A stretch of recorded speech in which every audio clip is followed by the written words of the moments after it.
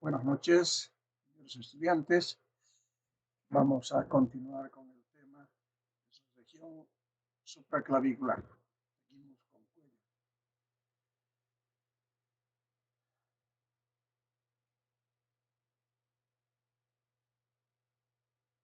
La región supraclavicular es una zona de transición entre el cuello, el mediastino y el miembro superior. Es la parte lateral del cuello, como se ve aquí.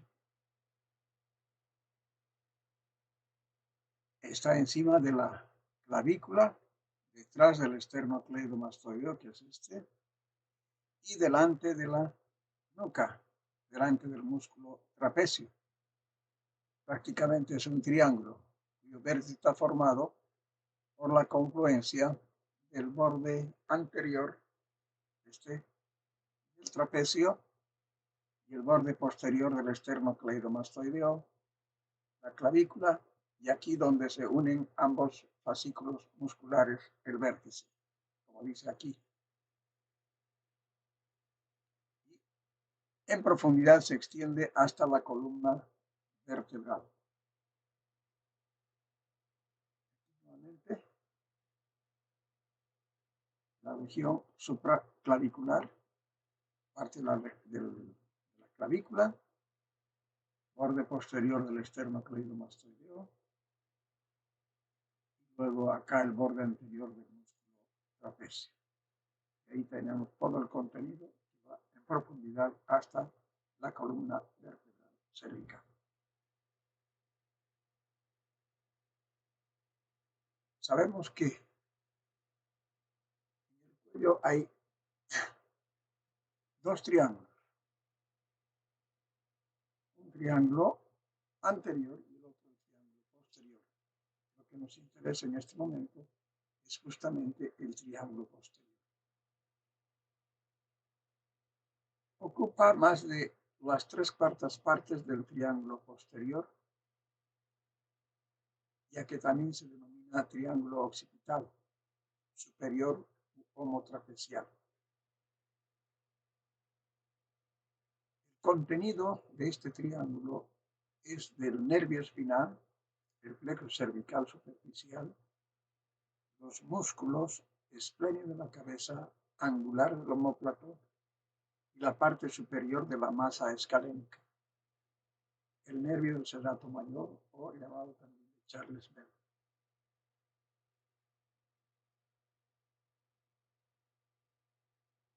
El triángulo supraclavicular ocupa aproximadamente un cuarto del triángulo posterior. Nosotros vamos a estudiar en este triángulo, aunque ya hemos estudiado el nervio clénico también, la arteria y vena subclavia, y vamos a estudiar sobre todo el plexo braquial.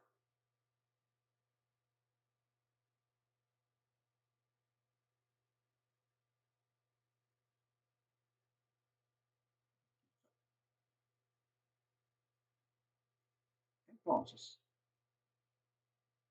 en el triángulo supraclavicular, que es este pequeño triángulo, vamos a encontrar la vena yugular externa, la arteria supraescapular y la arteria subclavia. Y esta parte superior, que es el triángulo occipital, vamos a encontrar la arteria occipital, los troncos del plexo braquial, los ganglios cervical, la vena yugular externa y el nervio espinal accesorio. Ese es el contenido que vamos a estudiar. Entonces, para aclarar un poco más, este triángulo posterior, a su vez, se subdivide en un triángulo superior, que es el triángulo occipital, y un triángulo inferior, que es el triángulo supraclavicular. Esta región supraclavicular se está dividiendo entonces en dos partes.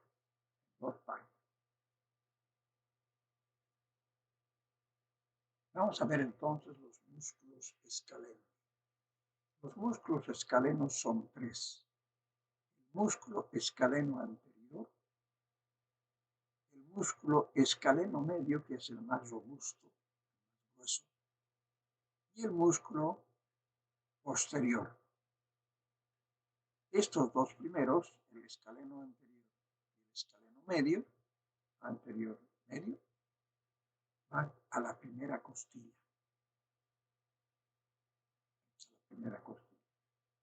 Y el músculo escaleno posterior va a la segunda costilla.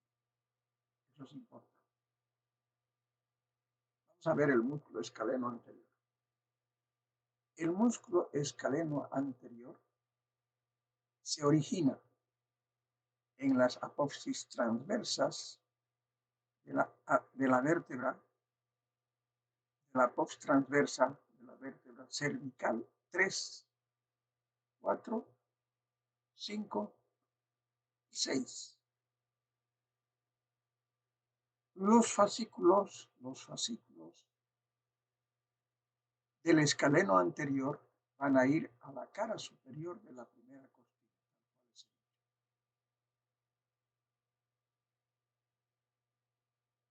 El músculo escaleno anterior se sitúa en la cara lateral del cuello, justo en la capa profunda que oculta el prominente músculo esternocleidomastoideo.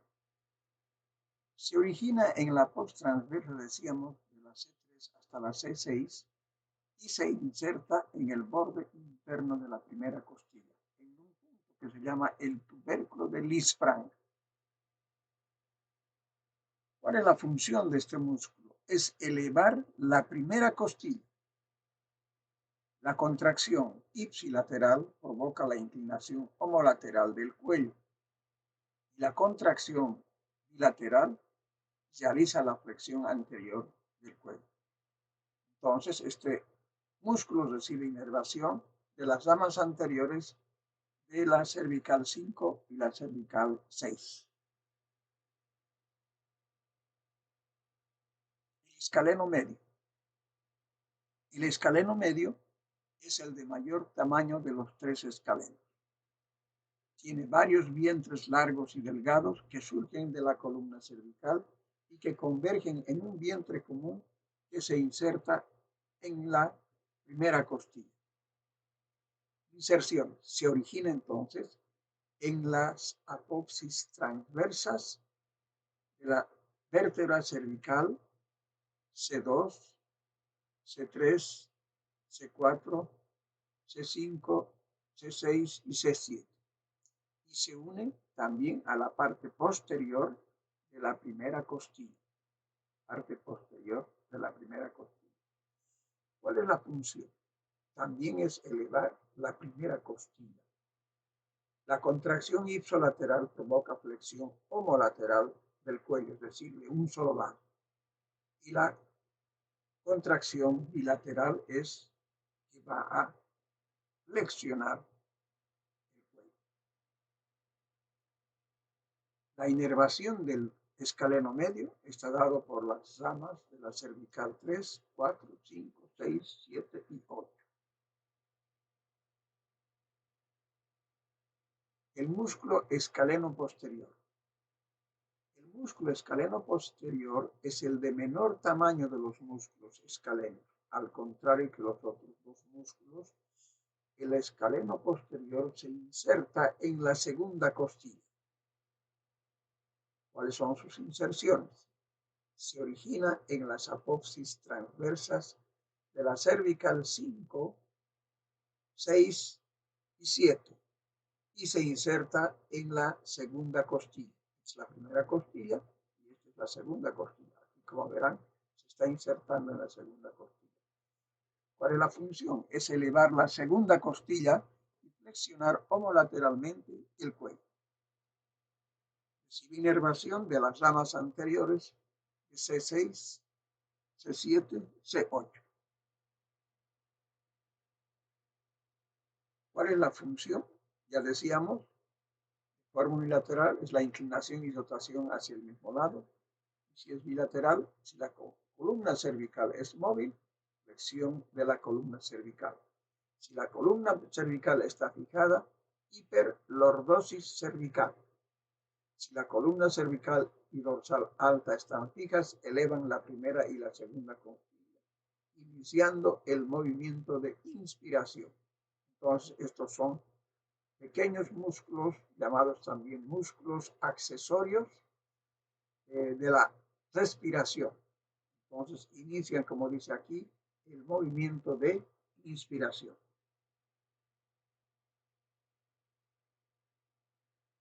Relaciones anatómicas de los músculos escalenos.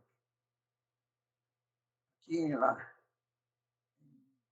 esquema vamos a ver entonces que este es el músculo escaleno anterior, el posterior está atrás, y este es el músculo escaleno posterior.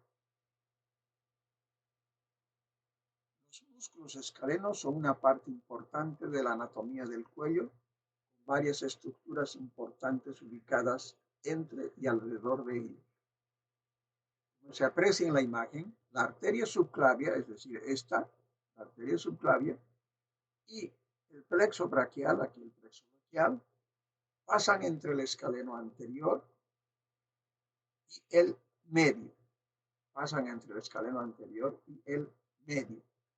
Esto proporciona un hito anatómico importante en anestesia a la hora de realizar un abordaje interescalénico del plexo braquial.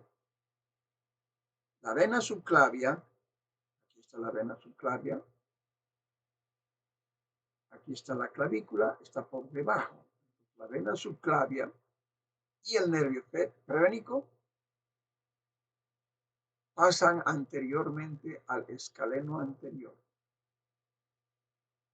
La vena subclavia cruza horizontalmente a través de él, mientras que el nervio frénico se extiende verticalmente por el músculo. El nervio frénico viene así, viene por acá, por la cara anterior del escaleno anterior. Ya saben que el nervio frénico es un nervio importantísimo de la respiración, va a bajar hasta llegar al diafragma.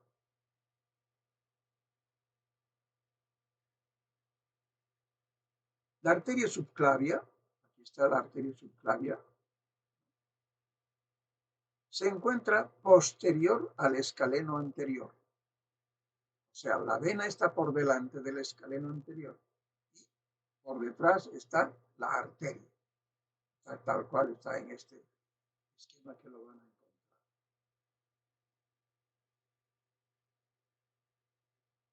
a encontrar. Cuando se producen compresión en esta zona,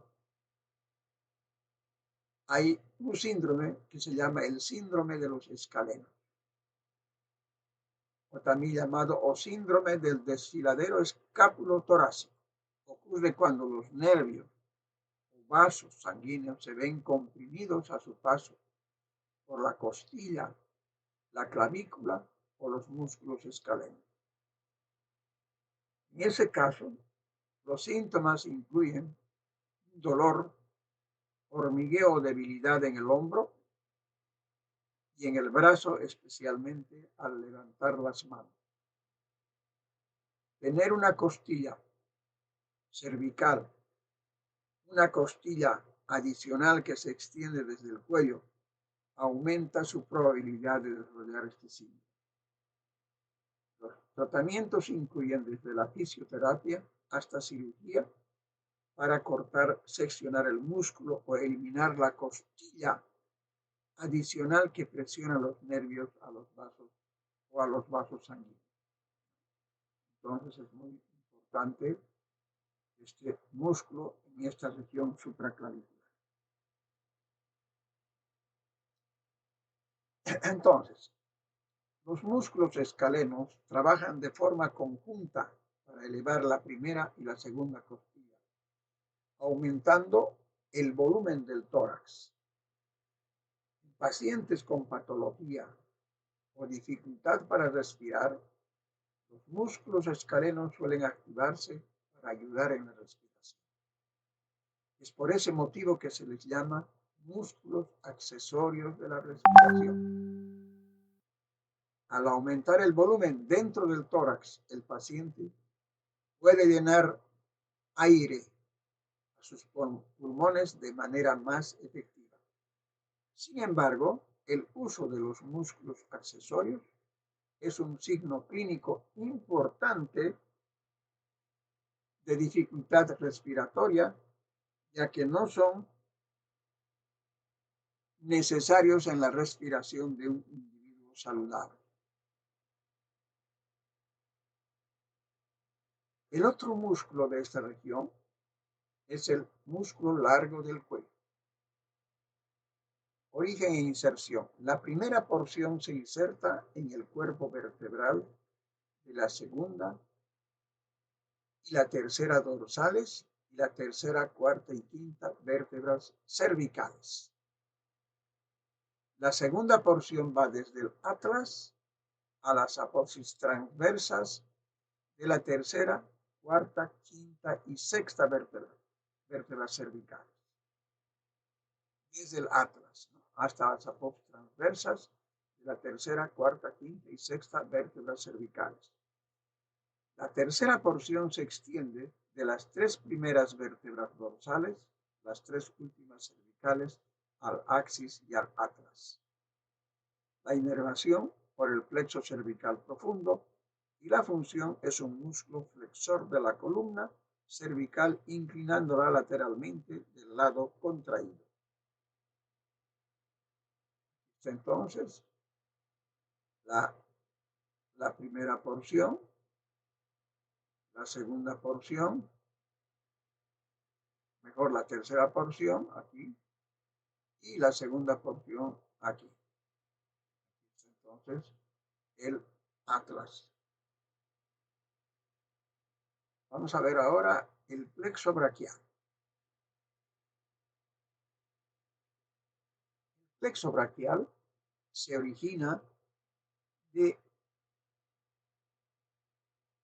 antes.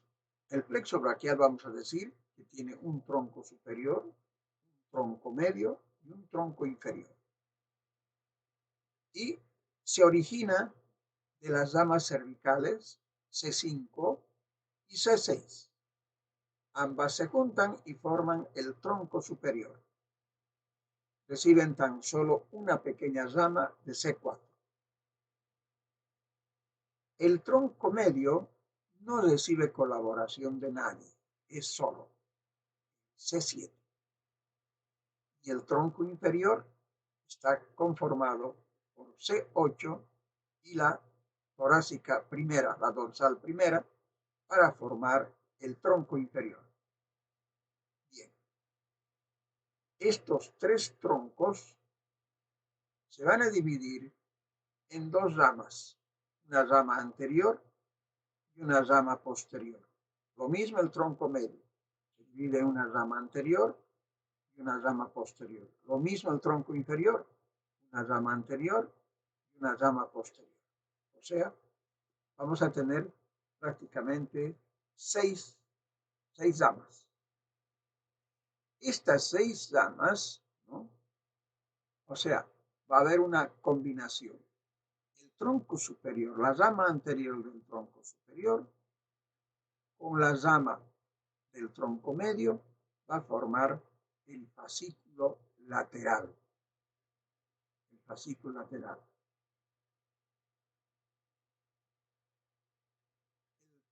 El tronco medio está yendo a formar una de sus ramas, el fascículo lateral, y su rama posterior va a ir a formar, junto con la rama posterior del tronco superior y la rama posterior del tronco inferior, el fascículo posterior. El fascículo posterior. Y el tronco inferior, como decíamos, su ramo posterior va a ir a formar el fascículo posterior y su ramo anterior va a formar el fascículo medial. Entonces tenemos tres fascículos, un fascículo lateral, un fascículo posterior y un fascículo medial. El fascículo lateral va a formar, por una parte, el nervio musculocutáneo, o sea, estos ramos son los ramos terminales. El fascículo lateral forma el nervio musculocutáneo y una rama para el nervio mediano. El fascículo interno medial igual se va a dividir en dos, una rama que va a dar el nervio cubital y una rama que va a dar el nervio mediano. A su vez, el fascículo posterior también va a dar dos ramas. Una rama que es el nervio axilar y otra rama que es el nervio radial. Ese es el fascículo posterior que va a dar entonces las ramas finales. Bien. El plexo braquial entonces es una estructura nerviosa localizada en la base del cuello y el hueco axilar, responsable de la inervación muscular y cutánea del miembro superior y el hombro, por el entrelazamiento de las ramas primarias anteriores de los nervios espinales. Ya hemos visto C5, C6, C7, C8 y T1 con aportaciones inconstantes de C4 y de T2. Es responsable de la inervación muscular y cutánea del miembro superior, con la excepción del músculo trapecio. Fíjense, la excepción del músculo trapecio, que es inervado por el nervio accesorio espinal, y un área de la piel cercana a la axila inervada por el nervio intercostobraquial. Se forma dentro de la fosa supraclavicular, donde las ramas primarias anteriores de los nervios espinales pasan entre el músculo escaleno medio y el escaleno anterior. En el borde externo del músculo escaleno medio se forman los troncos primarios. Los tres troncos formados de la unión de las 5 raíces de los nervios espinales son, como hemos visto, el tronco superior, el tronco superior, estamos repitiendo para echarle una nueva explicación, proviene de las ramas anteriores, ¿no?, de C5 y C6. Entonces le otorga una ramita C4. El tronco medio proviene solamente de la rama anterior de C7. Y el tronco inferior proviene de las ramas anteriores de C8, T1 y le otorga además un refuerzo T2. Cada tronco a su vez dará una rama, hemos dicho así, una rama anterior y una rama posterior. Una rama anterior, una rama posterior. Una rama posterior y una rama anterior. Formando entonces 6 ramos que se convertirán luego en fascículos. Los fascículos del plexo braquial se encuentran en relación a la arteria axilar, formando una M y reciben su nombre de acuerdo a si se encuentran en posición medial, lateral o posterior a este. El fascículo lateral, los ramos anteriores del tronco superior y medio se unen para formarlo y dan lugar al nervio músculo cutáneo y además un haz lateral del nervio mediano. Aquí tenemos entonces un haz lateral del nervio mediano. El mediano se forma entonces del haz lateral del fascículo lateral y también del fascículo medial del nervio mediano, más largos de los nervios del miembro superior. El fascículo medial se forma por sí solo del tronco superior y dará al cutáneo medial del brazo y cutáneo medial del antebrazo, al cubital y la raíz medial del nervio mediano. Y el fascículo posterior, los 3 ramos posteriores de los troncos primarios, se unirán para formarlo y dará lugar al nervio radial y al nervio axilar. Las 2 ramas del mediano se unen provenientes del fascículo medial y del lateral, formando el nervio mediano que pasa junto a la arteria braquial por toda la longitud del brazo. Una vez que se ha formado así el plexo braquial, la otra parte que hay que estudiar son las ramas colaterales que hay en el plexo braquial. Antes, vamos a dividir entonces las regiones del plexo braquial, primero en las raíces, donde están los orígenes del plexo braquial, C5, C6, C7 solito, C8 y T1. Luego vamos a tener los troncos. ¿Cómo se formaron los troncos? Ahí están los 3 troncos. Y estos troncos se dividen a su vez en un ramo anterior y un ramo posterior. El posterior también se divide en un ramo anterior y un ramo posterior. Luego los fascículos, que se forman entonces por la reunión entre anteriores, entre posteriores y anteriores. Finalmente, vamos a tener los ramos nerviosos terminales, el nervio musculocutáneo, el nervio mediano, el nervio cubital o ulnar. Esos son los ramos terminales entonces del plexo braquial. Vamos a ver entonces ahora las ramas colaterales, o sea que son los ramos anteriores. Como decíamos, aquí es la raíz, los troncos, las divisiones. A nivel de los fascículos no sale ninguna rama y los ramos terminales. Aquí en la región de las raíces, o sea, los ramos anteriores o ventrales, se origina primero el nervio pectoral mayor, que nace del fascículo lateral y se divide en un ramo anterior que aborda la cara profunda del pectoral mayor y otro comunicante que se une con el nervio pectoral menor. El nervio, aquí está entonces uno de los pectorales, el nervio pectoral menor, nace del fascículo medial y se divide en un ramo anterior para el pectoral menor y un ramo comunicante, este que estoy señalando. También hay un nervio, que es el nervio subclavio. El nervio subclavio, aquí está la rama del nervio subclavio y se origina en la región de los troncos.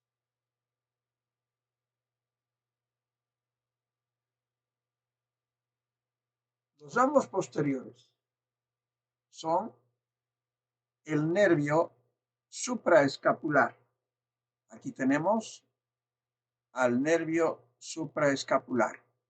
Procede de la cara posterior del tronco superior, inerva los músculos supraespinoso e infraespinoso. El nervio subescapular superior e inferior. Aquí se encuentran las estrellitas rojas, se están señalando. Entonces, nace entonces del fascículo posterior del tronco superior y penetra en el músculo subescapular para inervar sus fascículos superiores. Y el nervio subescapular inferior nace también del fascículo posterior, aquí está el fascículo posterior, inerva la parte media e inferior del músculo subescapular. Tenemos otro nervio, el tóraco dorsal, procede también del fascículo posterior, el tóraco dorsal. Este es el tóraco dorsal, está naciendo aquí del fascículo posterior. Procede también del fascículo posterior y penetra en el músculo dorsal ancho, uno de los más anchos que hay en todo el cuerpo. El nervio del redondo mayor, que nace del fascículo posterior, inerva por su cara anterior al músculo redondo mayor. Nervio torácico largo. Este es el torácico largo. Nace por medio de las raíces de la cara posterior de los ramos anteriores de los nervios cervicales quinto y sexto, inerva al músculo serrato mayor. El nervio dorsal de la escápula. Aquí tenemos, se origina de C5, nervio dorsal de la escápula. Destaca del cuarto o del quinto nervio cervical, se distribuyen en el elevador de la escápula y en el músculo romboides.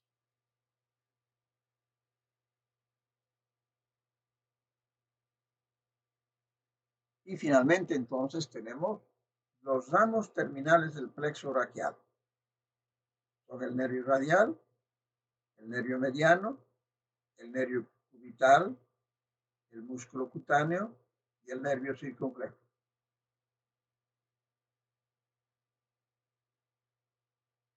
El nervio músculo cutáneo.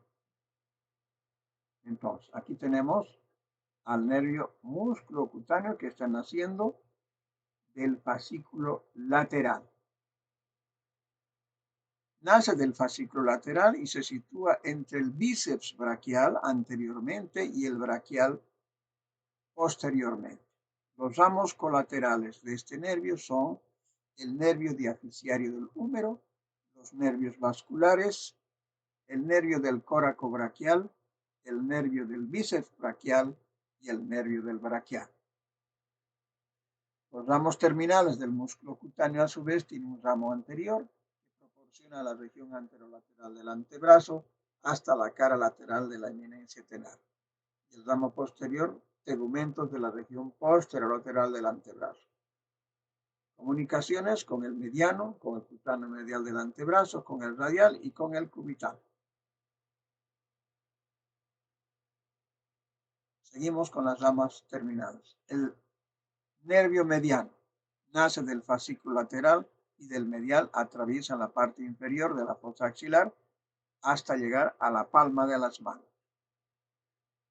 Los ramos colaterales son el ramo articular, el nervio superior del pronador redondo, los nervios de los músculos epicondilios mediales, los nervios de los músculos flexores profundos y del pronador cuadrado, y el ramo palmar del nervio medial. A su vez tiene ramos terminales. Luego tenemos el nervio cubital, que es este, llamado también nervio ulnar, la nomenclatura actual. Nace del fascículo medial y discurre en el lado anteromedial del antebrazo hasta el borde lateral del pisiforme, en la mano. Tiene también ramos colaterales importantes, que son ramos articulares, ramos musculares, ramos para la arteria cubital y el ramo dorsal del nervio cubital, y sus ramos terminales, que son el ramo superficial y el ramo profundo. Todo eso vamos a estudiar ya cuando veamos miembro superior. Hasta aquí es que vamos a estudiar entonces todo el plexo braquial, sus ramos, ¿no? Las ramas colaterales, ¿no? Y sus ramas terminales. Ahí el nervio cutáneo del antebrazo, el nervio cutáneo medial del brazo, el nervio axilar, es este, el nervio axilar, ramo terminal lateral del fascículo posterior y también finalmente el nervio radial, del fascículo posterior. Y estos son los ramos posteriores del plexo braquial. El nervio, decíamos, supraescapular,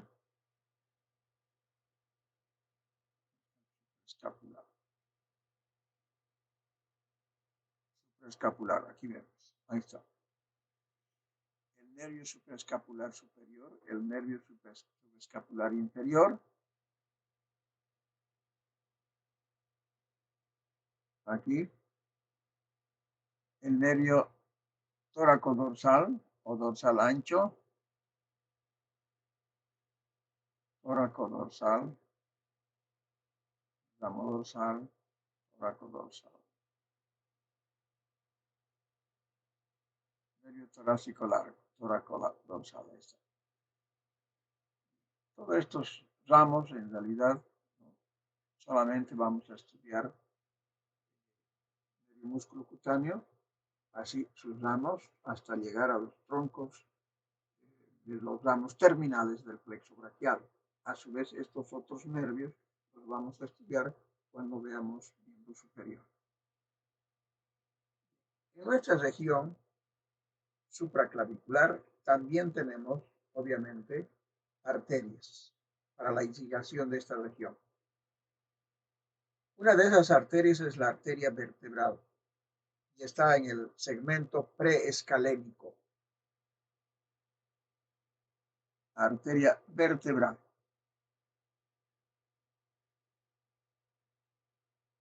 Da las ramas la arteria torácica interna, o sea, la arteria mamaria interna.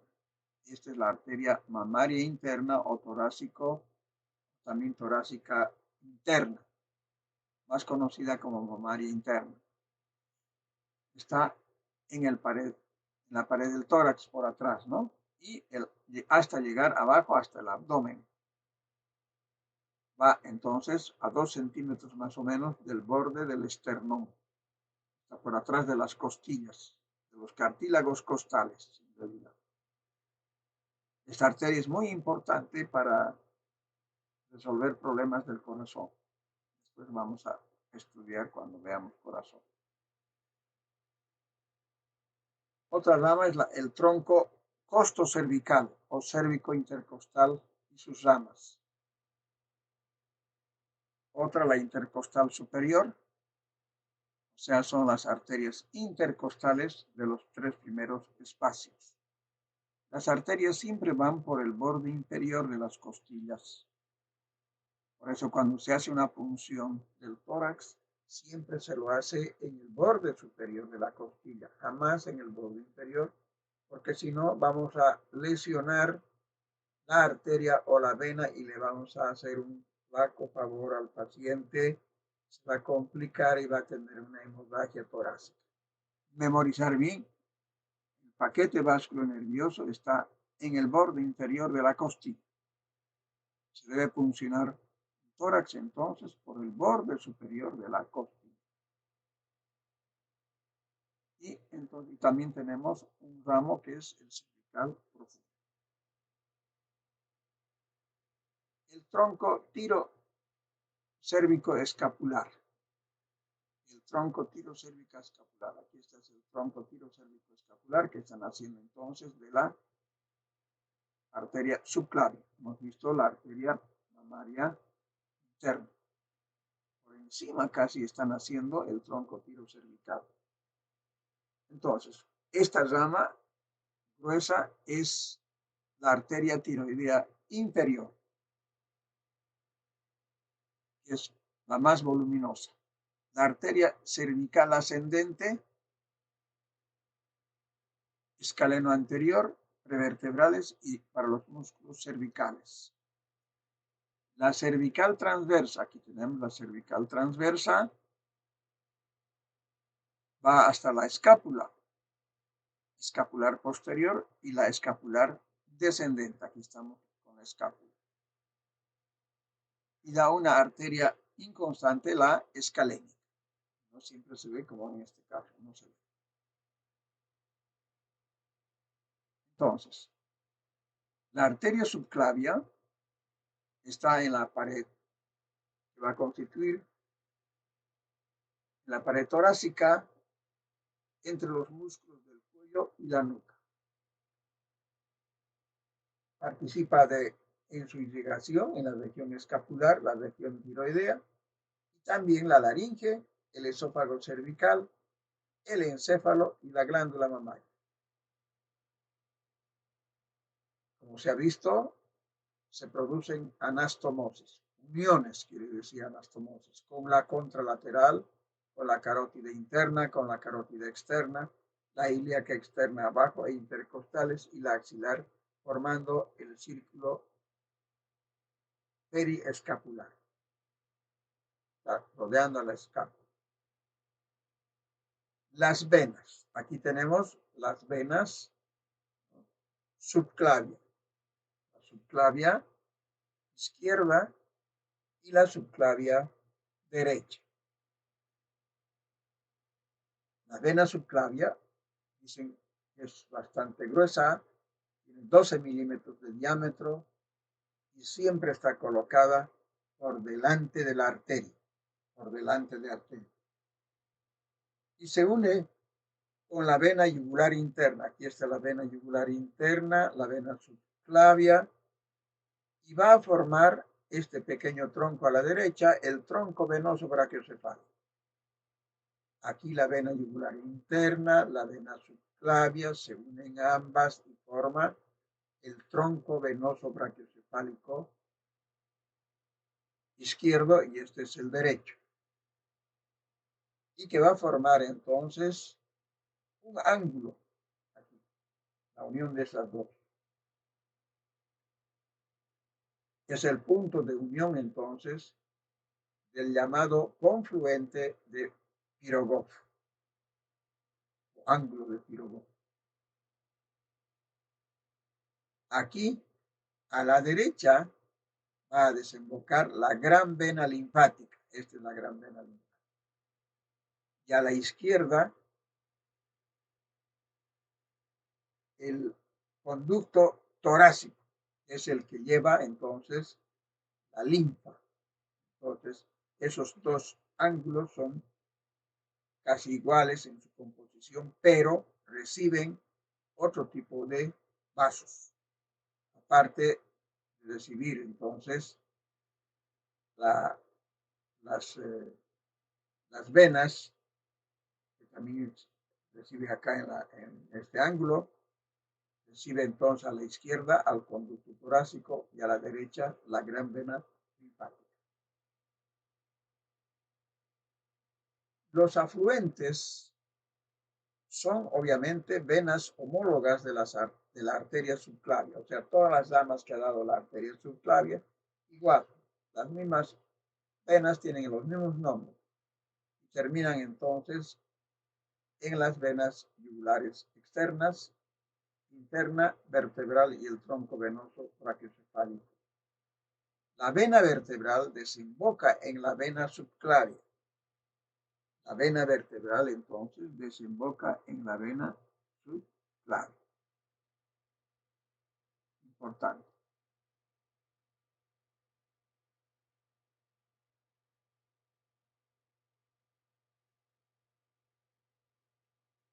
La vena yugular externa,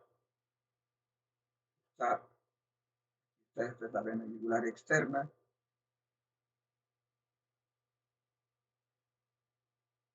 se forma por la unión de las venas maxilar interna y temporal superficial.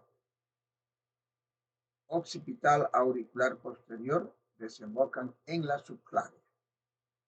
Abajo recibe ramas de la occipital superficial, la cervical transversa, la supraescapular y la yugular anterior.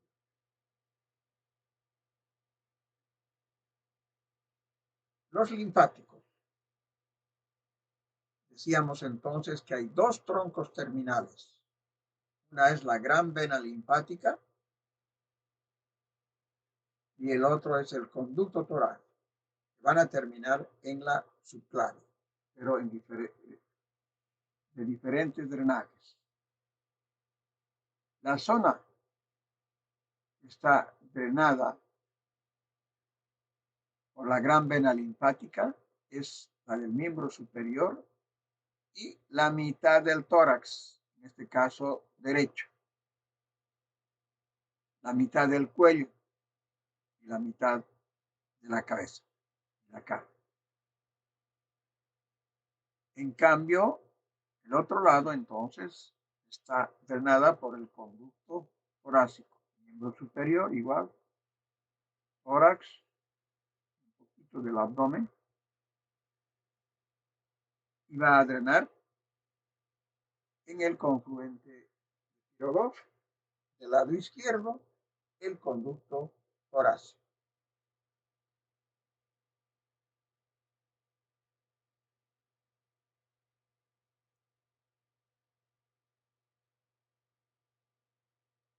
El conducto torácico infradiafragmático, mitad izquierda supradiafragmática del cuerpo, desemboca en la unión de la yugular interna y la subclavia izquierda, como hemos visto ya anteriormente. Aquí en es la yugular, esta es la subclavia, entonces desemboca aquí. Aquí está la desembocadura del conducto torácico. Está yendo entonces de lo que se llama la cisterna de Pesquet. Después vamos a ver eso cuando vamos estudiando tórax y abdomen. La gran vena linfática, la mitad derecha, que ya les dije, supradiafragmática, se forma por la confluencia de tres troncos: la infraclavicular o subclavio, bronco mediastínico derecho y yugular derecho.